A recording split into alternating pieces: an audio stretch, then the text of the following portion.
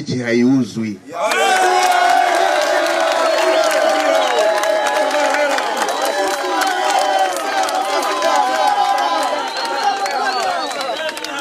Kwa hiyo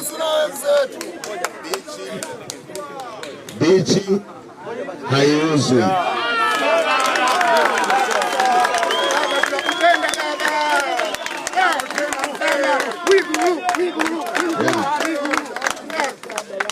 Na Mheshimiwa Rais alishakuja hapa akatoa tamko.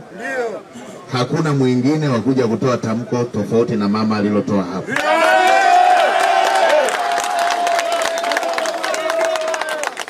Kwa lile tamko alilotoa Mheshimiwa Rais hapa Daktari Samia Suluhu Hassan, ndio hilo sisi tunalosimamia hapa. Hapauzi,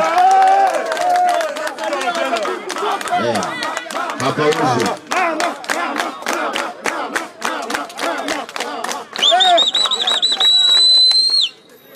Kwa hiyo kwa kuwa hata afisa biashara amesema inawezekana ilikuwa ni tafasiri, ni masuala ya tafasiri ama ya kutokuelewana ama ya kuteleza katika mawasiliano, tuende na tamko la serikali ambalo alitoa Mheshimiwa Rais yeye mwenyewe kwamba hapa ni kwa ajili ya vijana wetu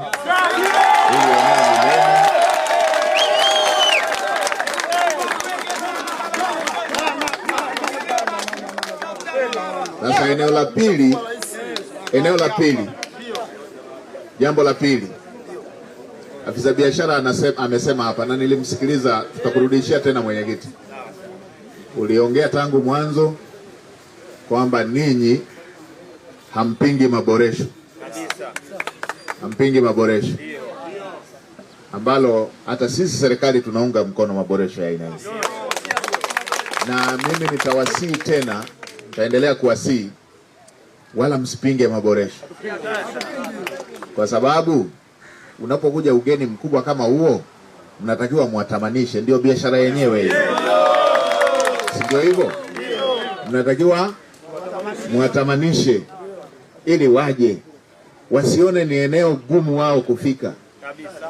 Mkifanya waone ni eneo gumu kufika, mtakosa wateja. Kwa hiyo la kwanza ni waondolee hofu, hapauzwi.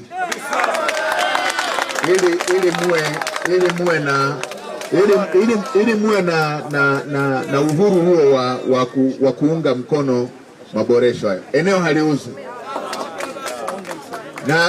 Na jambo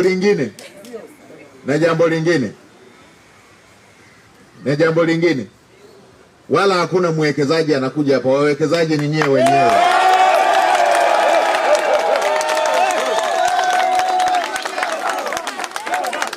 Ndio. Wala hakuna mwekezaji anakuja, wawekezaji ni nyewe wenyewe.